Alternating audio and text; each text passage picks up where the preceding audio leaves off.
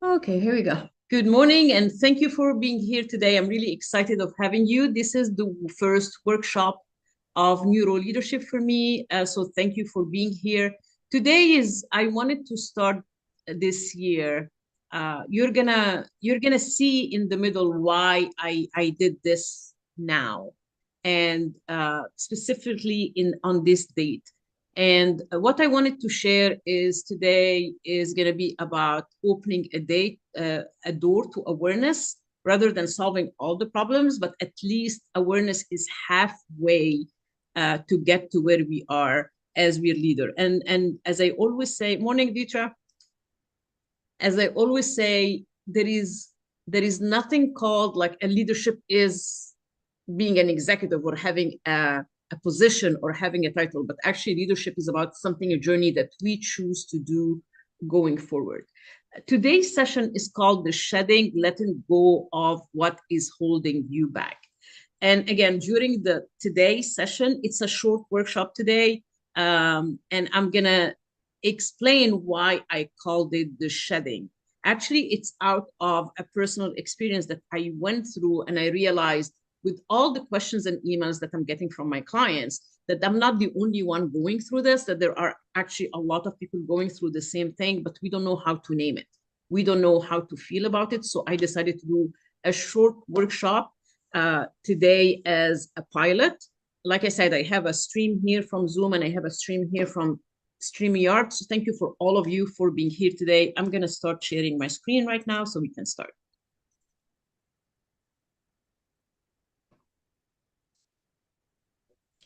Here we go.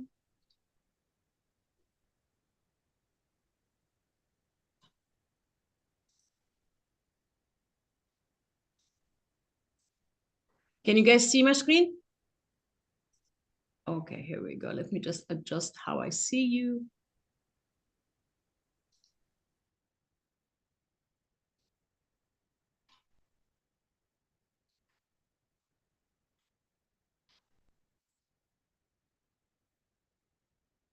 Okay, so again, today is the shedding of letting go of what is holding you back and how to shed what is not yours.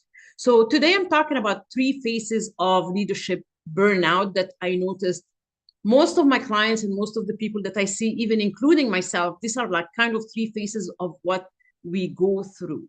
So I'm going to start by saying this. We all are professionals here on the call, and we work very hard for where we want to achieve.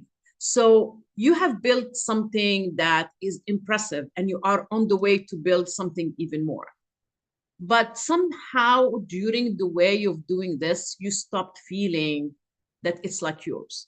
So I'm guessing this is something that we all go through at a certain kind when we feel we are some kind of tired that sleep cannot fix it, that we feel exhausted all the time, that this is the kind that sits sometimes in your chest, the kind that makes you wonder if you're the only one that feels this way. And let me tell you, I did ask myself so many times, it's just me, I'm just being tired, or I'm just being, maybe I feel like I deserve more, or maybe I feel like I'm spoiled.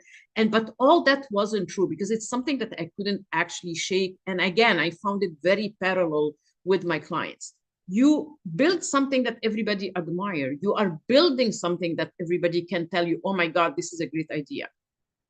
Along the way of your professional career, the promotions came, the respect came, and people see you as one that holds it all together. People look at you for opinion. People look at you for advice. People look at you for suggestion. You are their leader. Again, leadership is not a title and is not a position.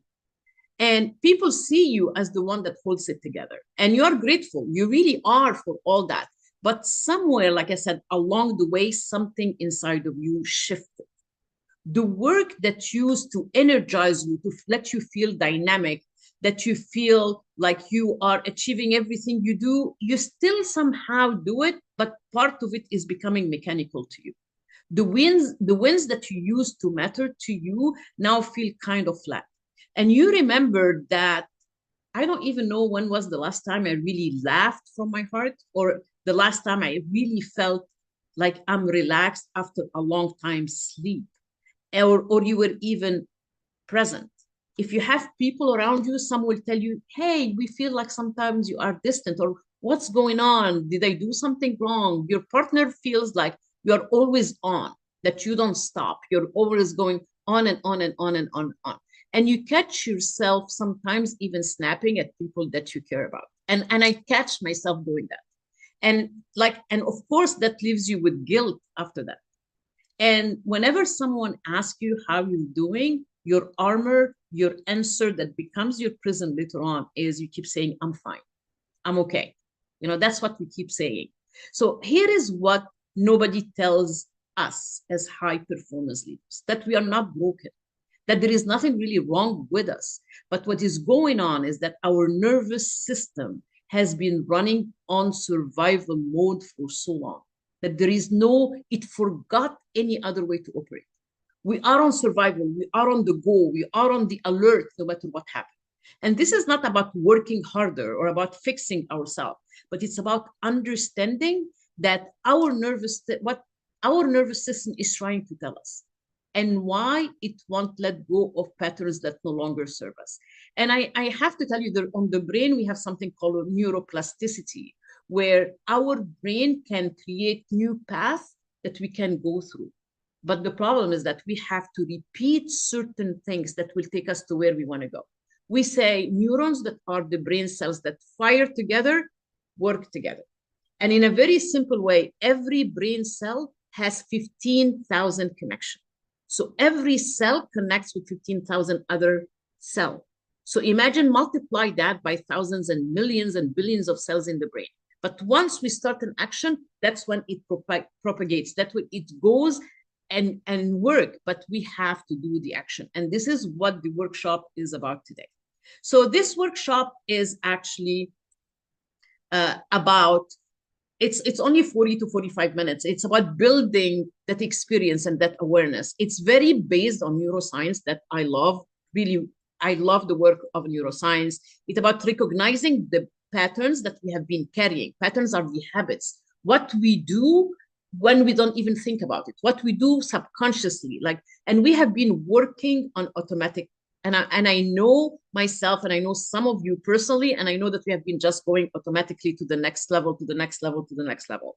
Today is about a doorway to clarity. It's not, obviously in 40 minutes, is not a complete solution. And what it's not a fix-it session. We don't need fixing. We just need adjusting. It's not about teaching you everything, and it's not a deep dive coaching program. I will give you ways that I can help you with at the end of the workshop, but it's not designed also at solving all the challenges today. But think about this as really a long pause, long enough, where we're gonna actually start thinking what's really going on beneath the surface. We are creating recognition and not resolution, because we have been so busy sometimes with busyness that we forget to stop and smell the coffee and even think why we're doing certain things. We're going on automatic pilot, right? And we know even flying a plane during automatic pilot, you have to get manually either to start or to end it. You cannot go on automatic pilot all the time. There are 3 goals for the next 40 minutes that we are gonna do together. The first one is to create self-recognition, where we are going to face what is our burnout, what phase are we looking at. And for those that came a little bit after we started the first couple of slides, today is about the 3 phases of burnout that we as human beings and as leaders are going through. So why it showed up in first place. And if we go to the root of any issue, we can find a solution rather than putting a band-aid.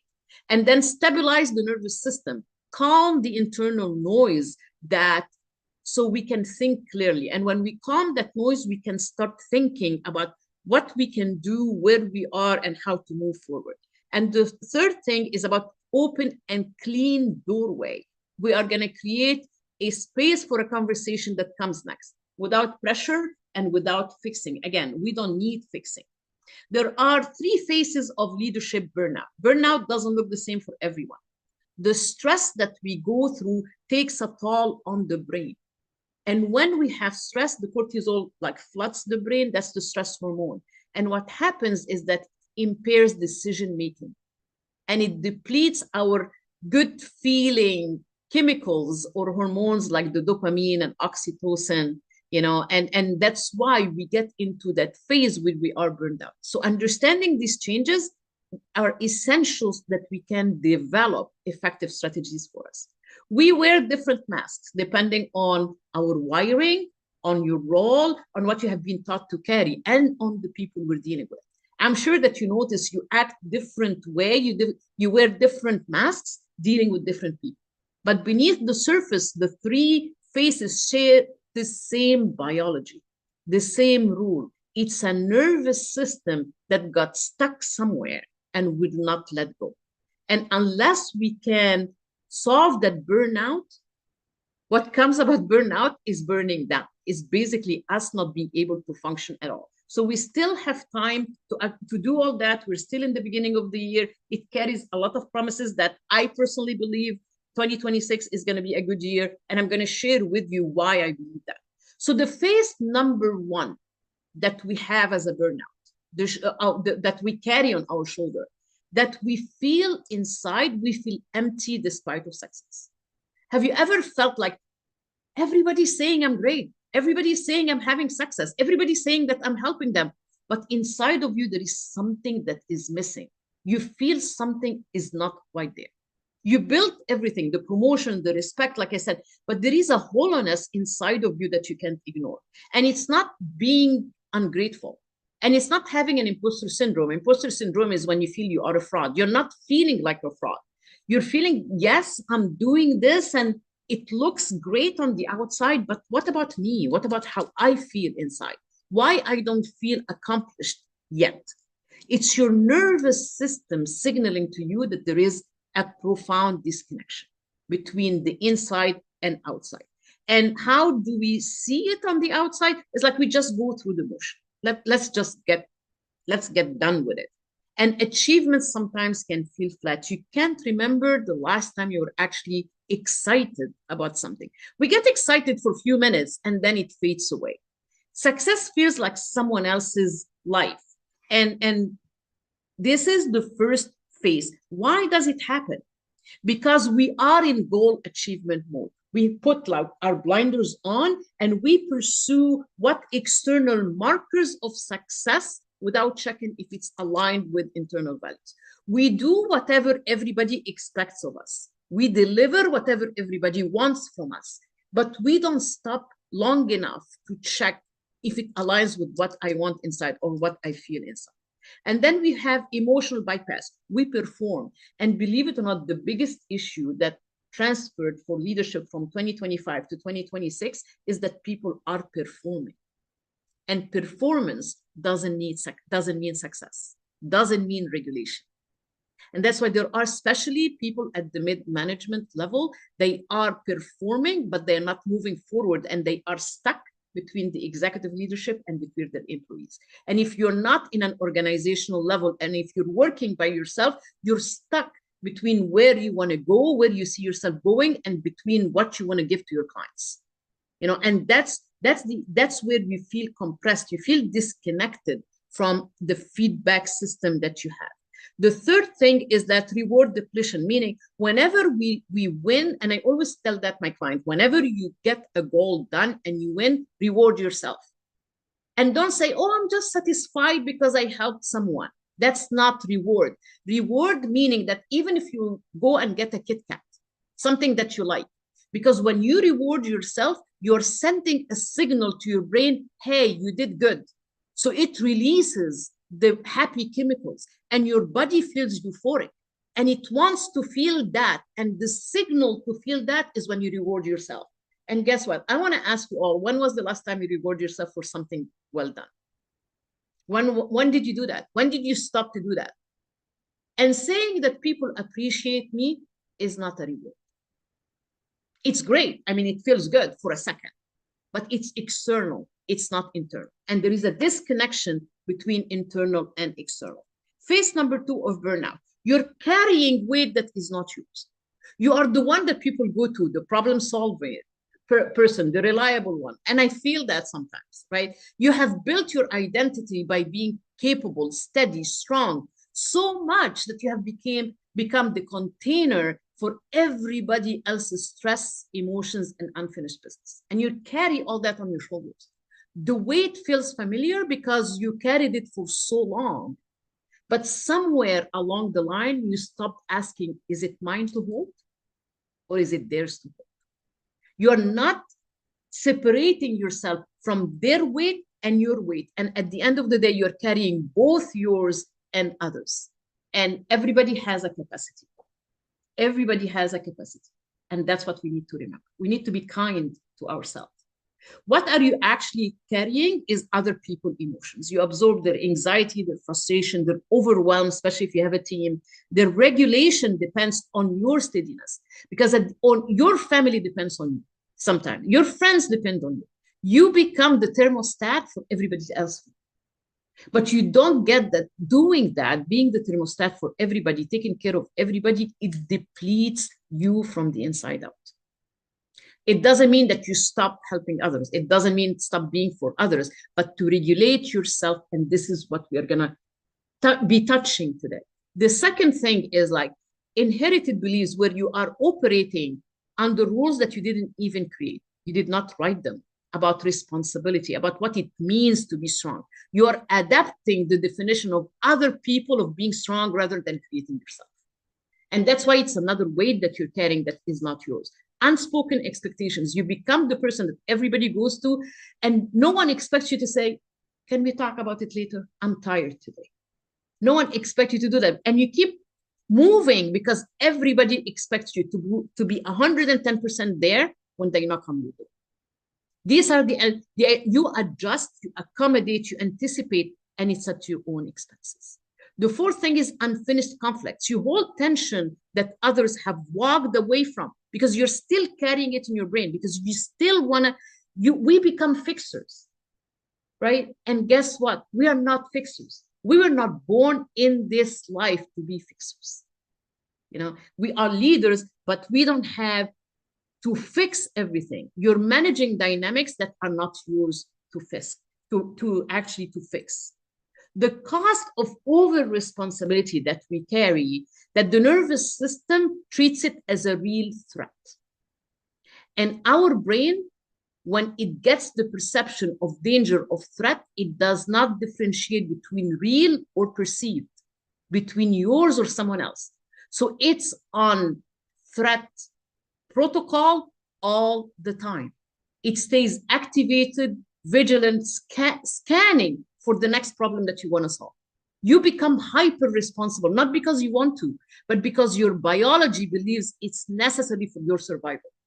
And we start believing that our survival and being on ready all the time, ready, set, go, is the way to go. That weight becomes your identity, and let it go inside your brain feels dangerous, even when it's slowly crushing you. Your nervous system does not distinguish between your problems and other people's problems. It just knows heavy. And you start absorbing yours and everybody around you. And let me ask you this. If you have a container, if you have a bag, and you keep putting weight in it, 5 pounds, 10 pounds, 20 pounds, what will happen when you reach 50 and 75 pounds? What will happen? You can unmute yourself. You can put it for me in the chat, whatever you want.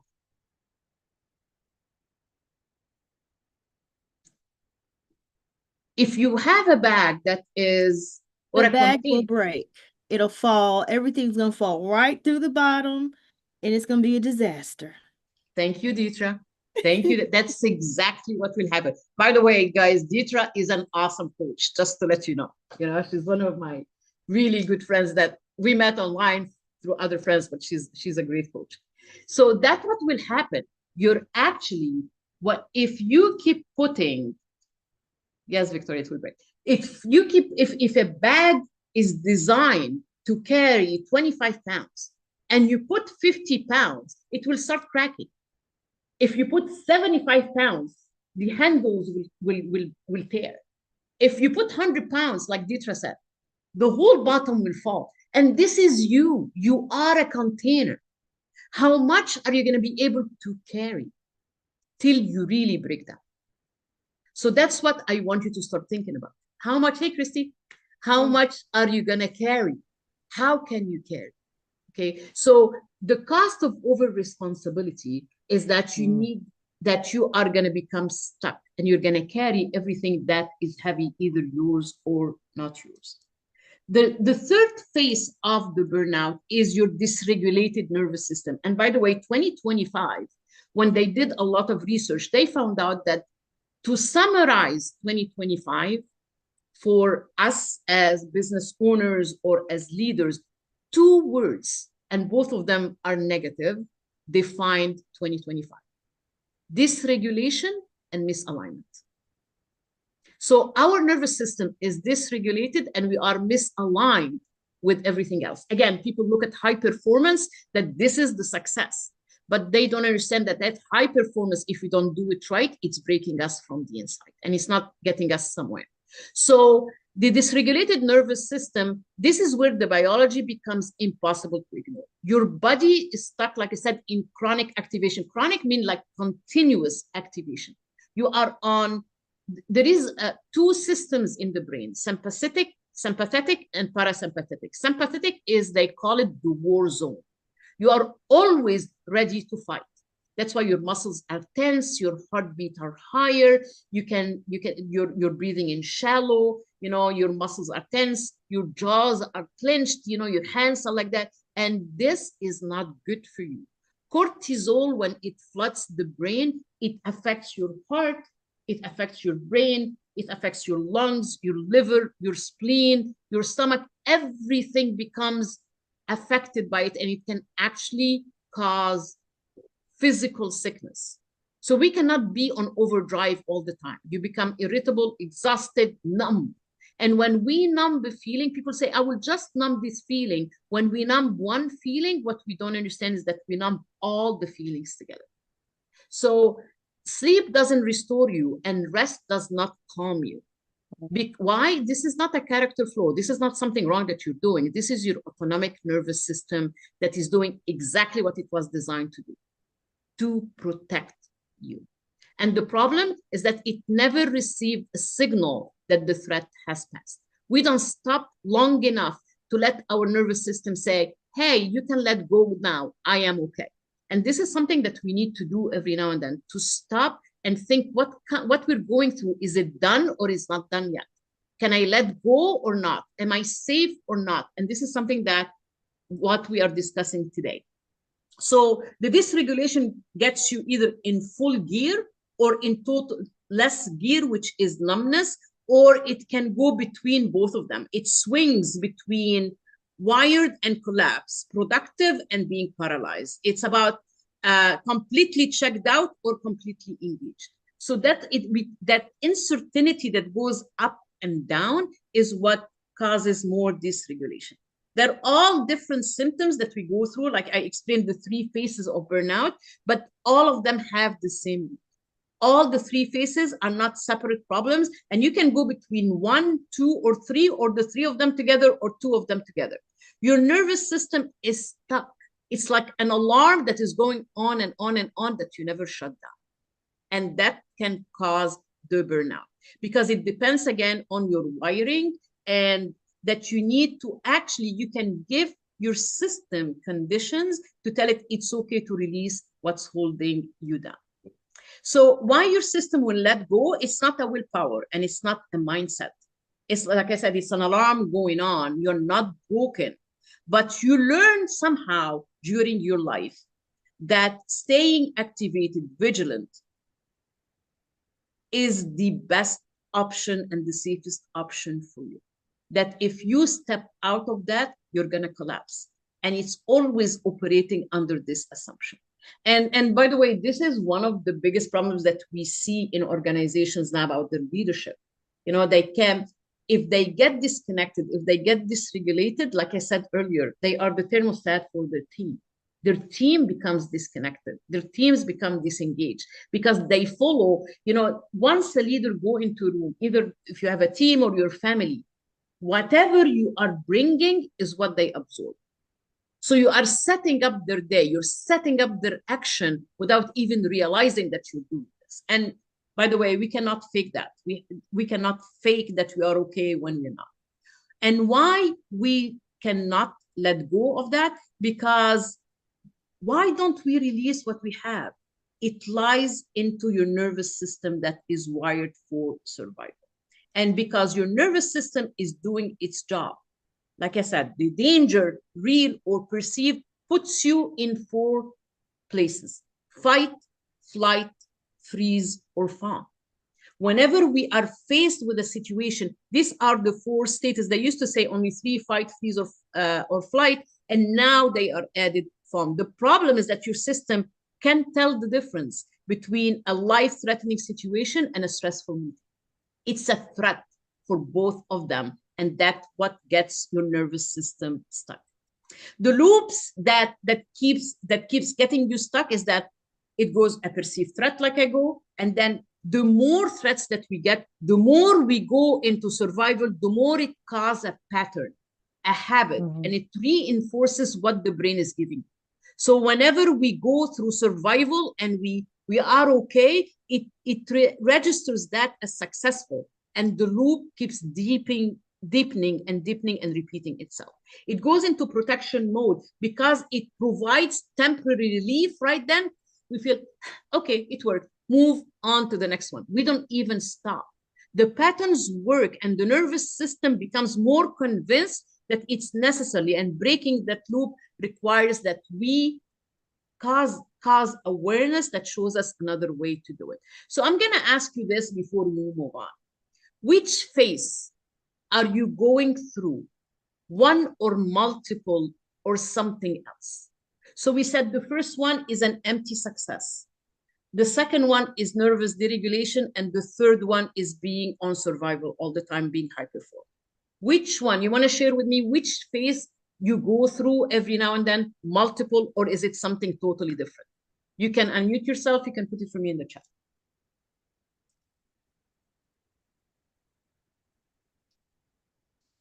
I'll go. I'm sorry to be late, and I do have to drop off in a minute for a meeting, but I'm really glad that I was able to join to Thanks, hear what you Christy. just said. And I was going to say,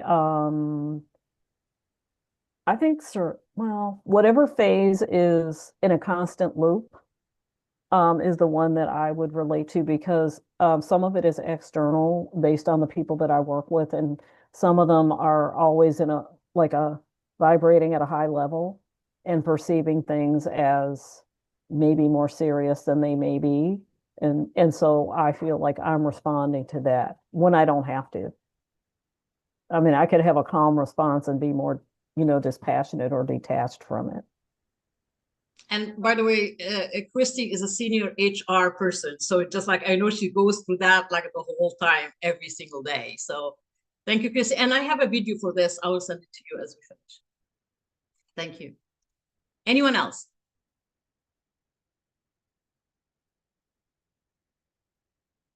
Unmute. Yes. I totally feel like I'm in nervous system dysregulation. I have a full-time job and I'm building 2 businesses at the same time, and it's and I have elderly parents who need help. So like it's a lot. I know. Thank you. Thank you for sharing that. I see something. Anyone else want to share? Type. I was gonna say, I think for different reasons, but I think I agree with Victoria, the dysregulation. And I think it really just depends on kind of what's going on with me personally and then what's going on the business side. And there's even been times that like one's been phenomenal and one's just been okay, but it still is kind of affecting me in that like, well, can I get the other one? Okay, or so yeah, the dysregulation. Dysregulation, yeah. I believe it or not, I went through all these phases, and when I felt it and how it got me through, I felt like this is something that I actually need to share. And I found that I'm not the only one. There are a lot in all the organization I help, that there are a lot of leaders that are going through that disconnection, through that dysregulation. We're like zombies walking every day, doing perfectly what we have to do, but inside there is something not broken, but there is something missing. So, Mary said, I agree with Victoria as well. Nervous system dysregulation and times survival. Absolutely. Thank you, guys. So I'm going to share a question really quick. Oh, Please. is that okay? I'm sorry. Yeah. I'm curious in your research. So, like with the state of the economy, right? Unemployment, companies for the last 18 months have been letting go tens and thousands of people in various rounds of interviews. So, I'm just wondering, is there any research is that coming out in the research? Yes. Okay. This is part of the people that are always on survival mode, because they are already, remember, they are the fixer. Some of them are, for example, the breadwinner in the family, and now there is no income. So they are in that continuous stress of going through whatever they want to do, and they go with all the hope, and they know they are accomplished, but they deflate when they are not picked up, and people are also for a lot of other reasons, Ditra, also like the AI integration, including executives that are worried about their job. Am I going to have my job? Is AI is going to replace me? We used to say FOMO. Now there is something called FOBO, and it's fear of being obsolete. So these are all stresses that are coming into the workplaces today. There is plenty of research that I have for that. I'll be happy to share it with you, Ditra. Maybe we can meet on Zoom or something. And I have lots of research about that. I'll be happy to share it with you.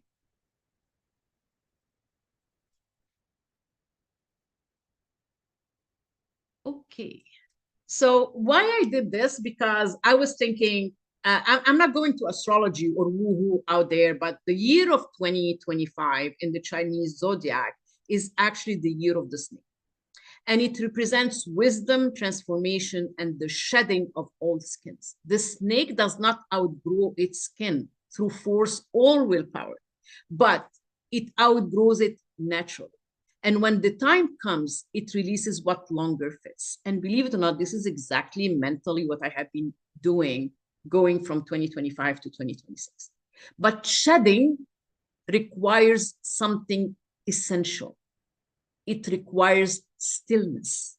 So we need to stand still for a minute to know what is working for us, what is not working for us. The snake must slow down, find safety, and allow the process to unfold. We can't rush that process. I have a little ebook that I will send it to you after the workshop, probably by Monday, where I'm going to give you certain questions that you can answer. And I didn't want to do it here, so you can do it like by yourself, being deep thought about it. And it will show you what you need to leave behind, what you can carry on. Because if you carry on whatever is not holding you, you're not starting the year the right way. So we can't rush this, and we can't skip steps. It has to trust the biology of release. We are in the shedding session or season. The question is, are you creating the conditions for it to happen? Because it starts and ends with you. We are January 30th. The Chinese New Year will start in February 17. You have 17 days before the year of the horse begins. So this is your last snake year shedding before momentum happens. What does that mean? The horse will move whether you're ready or not. So we need to start acting now. What is the year of the horse, and what does it represent? The year of the horse is actually a shift from stillness to movement. You cannot gallop while you're still shedding, though. And that's why you need that stillness. You cannot move freely while you're weighed down by patterns and habits that no longer serve you. The horse energy that you're craving to move forward, like clarity, momentum, alignment, requires that you first release your old skin. So this is what we're doing today. We are honoring the snake season you're in, so you can step into the horse season that is coming. So that's why we need to stop for a moment. And we're going into the weekend. We're having a couple of days to think about what we're talking about today. One of the things that neuroscience-based leadership model is for regulation and clarity. This is like, I went full into it now. So we use this for executive coaching. I have a frame that is called B.R.A.I.N, and it talks about behavior, regulation, awareness, integration, and neurosystem.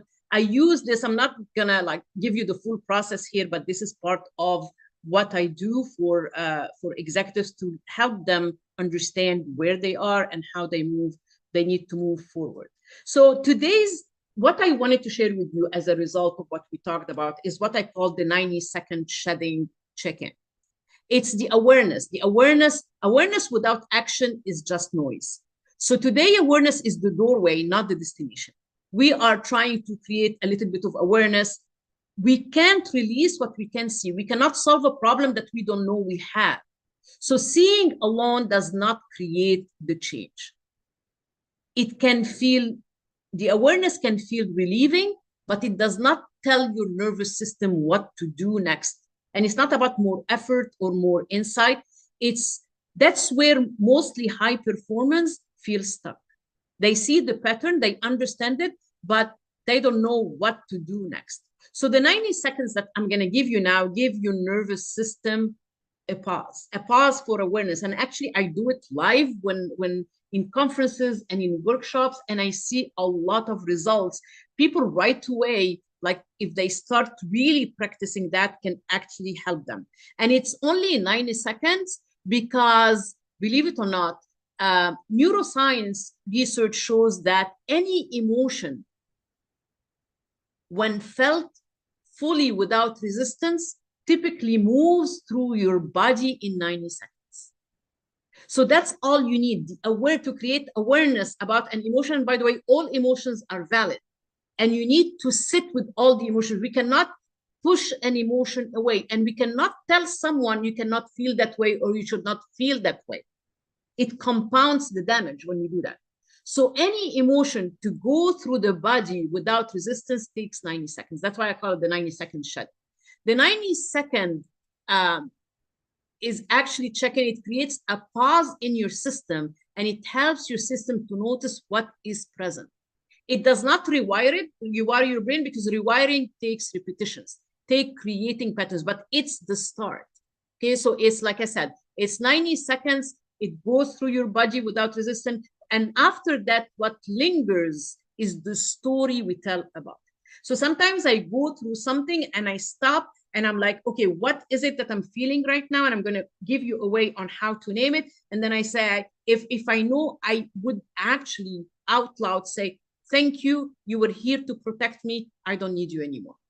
I'm fine. I'm grateful for you. Let it go. This is the only way you're going to regulate your nervous system. So this is the 90-second reset. And I want you to try to do this. I'm going to go through the steps and I want you to take a minute to do that. I want you to breathe in through the nose in the count of 4 and hold it in the count of 4. Then long breath out from the mouth at the count of 8. Do it. Try to do it 6 times. I'm going to give you like a minute to do that. Breathe in 4, hold it 4, and exhale on 8.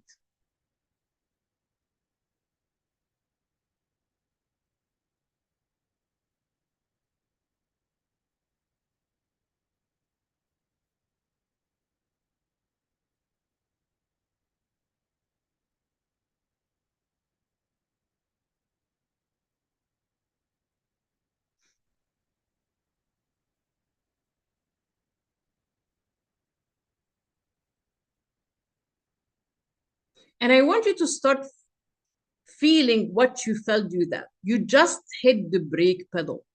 And the solution is so easy. It's only 90 seconds. Only 90 seconds that the smart part of your brain come back online. You just bought yourself the ability to make one more good decision. This is not a luxury. This is how you learn to swim before you jump into the water. You can use it in your car before you walk into a building. You can use it before a hard conversation. You can use it after a crisis call. You can use it when someone else needs you, between meetings, when you already maxed out 90 seconds. That's all it takes to disconnect your survival to get the part of your brain that thinks into life. 90 seconds. That's all it takes to stop spreading what you don't want to spread. And you might say it's woohoo out there. No, it's not, because people think it's part of meditation, but it's not really meditation. People think that meditation, you have to sit on your floor, for an hour and have music and have candle. It's not that. Regulating your breathing, what we call deep breathing, 6 times mark 90 seconds. Deep breathing gives the brain its main food, oxygen. So it starts clearing the clutter in your brain. But again, this is only the beginning. And the more we do it, the more we trigger ourselves. Like, I'm in my car, I'm going to do that. Before I get into my office, I'm going to do that. Before I start a conversation, I do that. The more we do it, the more we trigger something in our brain that I need to breathe, the more it becomes a habit. Now, I deep breathe like that without even thinking about it. It became an automatic habit. And let me tell you, it changed a lot of decisions, a lot of ways that I do, a lot of ways that I think, and I don't carry the same heaviness anymore. The other thing, after you do that, ask yourself what I'm carrying right now that is not mine. What burden I have on my shoulders that is not mine. Write it down, one thing at a time, not everything. Don't go into a full list. Do one thing, one specific weight that you have. I'll give you a second to think about it or to write it down. The first thing, name it. The second thing, locate it. Where do I feel that heaviness when I think about that specific thing? Where does it go in my body? Does it go to my chest, to my shoulders, to my back, to my gut, to my throat, to my teeth? Where does it go? Where do you feel that heaviness? Don't try to change it. You're not trying to fight with it. Just notice it. Because your body holds the truth. Your mind tries to rationalize. So observe, name it. This is the most important part. When you name it, you claim it, because you cannot push an emotion under the rug. You cannot. It will not go away. It festers in the dark. So name it, locate it where it is, and then ask yourself the question, if I release this today, what would actually happen? And I have that in the workbook that I'm going to send. If I release this today, you don't say, should I release it or can I release it? Words have power. So you say, if I release this today, what would actually happen? Not what happen if I did. Most of the time, nothing catastrophic. You say, what's the worst that can happen? Take it there. Your nervous system fears the release, but that question will interrupt the fear cycle. Okay, what if I release this today? What would actually happen? This is only the starting point. This is builds awareness. You cannot release what you can see. This alone won't complete the shedding, but for that, you need a strategy. This is not basically a destination. So I want you to take 60 seconds, because we're getting into the time and I know that your time is valuable. What's one thing? I want you to start thinking. What's one thing that you're carrying that is not yours? What is one thing that you're carrying that is not yours? So what we did today actually is we created self-recognition. We stabilized our nervous system and we opened a clean doorway. This is the doorway. What you do next is entirely up to you. The question now is, do you want to walk through that doorway? What do you want to do? Because when we don't address this without guided nervous system regulation, we default back on what's familiar. That's why people put all this resolution and they start for a couple of weeks and then they fall back on what they know best. It's not because you failed, but because biology chooses what it knows. Awareness without integration is just intellectual understanding. And intellectual understanding does not regulate your nervous system. So you need sustained support. So you can look for support either by attending seminars, by attending conferences, by reading, by following people online, by choosing a coach, that can help you with that. You can feel like yourself again, not the version of yourself that is just performing or pushing. You can stop carrying what is not yours. You learn to discern between what's yours to hold and what to let go. And your nervous system fights regulation. You move through stress without really getting stuck. Support doesn't mean dependency. It means that your nervous system is not doing the work by itself. That's how patterns actually change. And sometimes we feel that leadership is a solo journey, and it's not. So before you decide anything, do you recognize yourself in one of these three phases?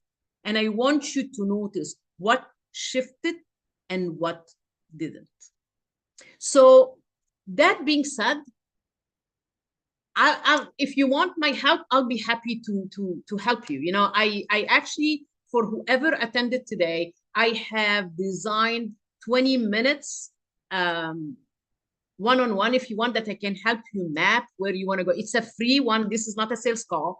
It's a free one, but this is how I want to start my year, by helping other leaders regulate. I'm going to put the link right now in the chat. Again, this is a free strategy call. And I'm not selling you a coaching program. I'm just want to help you here because you spent this morning with me. This is, like I said, this is a pilot program for me that I am gonna basically apply later on. So thank you for being here and help me doing that. So let me get you the link for a second. I'll give you the link in the chat.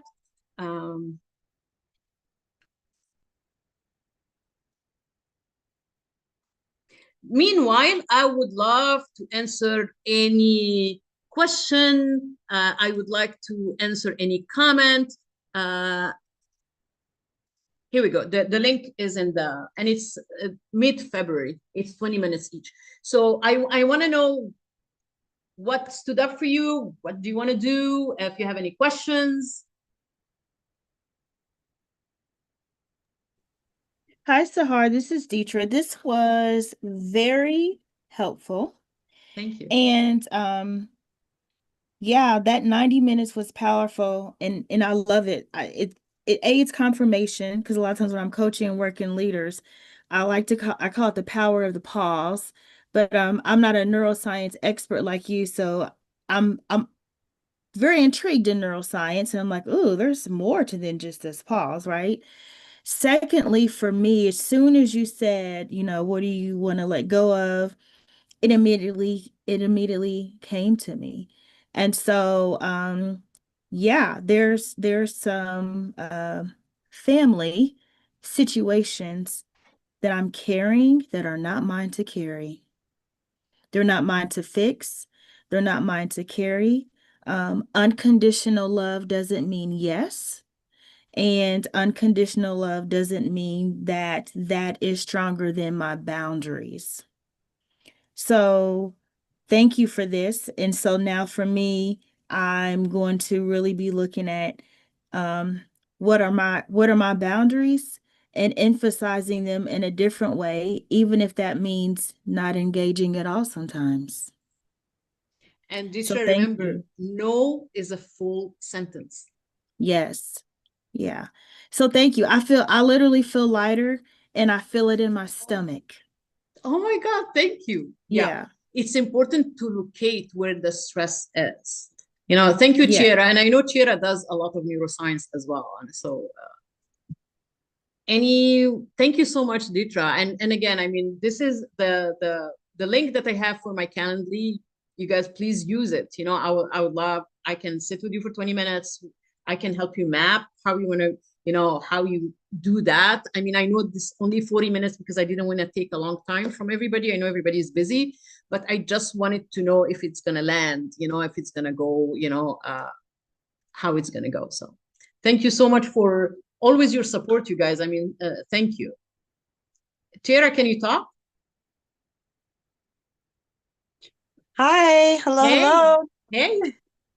I loved everything about this. I really, especially in the beginning, you touched on something, just talking about, I don't know if you use the word burnout or not, but just when we experience that nervous system dysregulation, it's not always just because of like sleep or, things like that. It could be because we're overloaded or our nervous system's out of whack or our priorities aren't in order.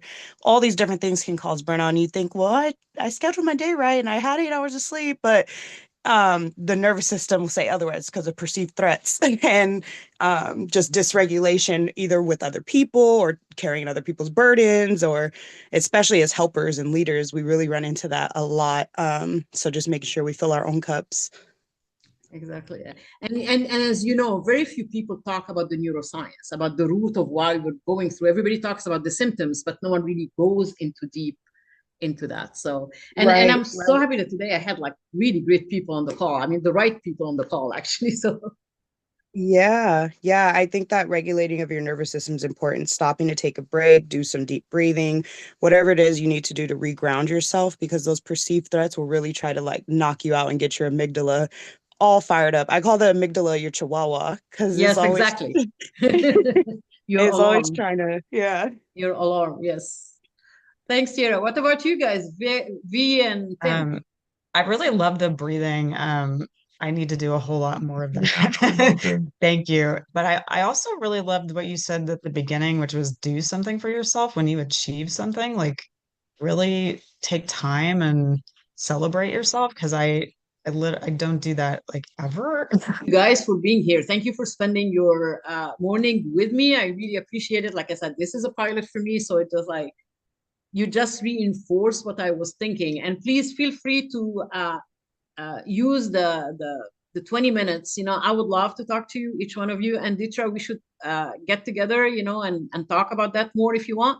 I have so much research that I have done the last year, because I switched totally to neuroscience. So I'll be happy to talk to any of you. Again, thank you so much. And this weekend, I'm sending to whoever was here today, for you and for the people on StreamYard as well. I'm gonna send the ebook, and the link of that in an email as well. Thank you so much, you guys, and have an awesome weekend. Bye.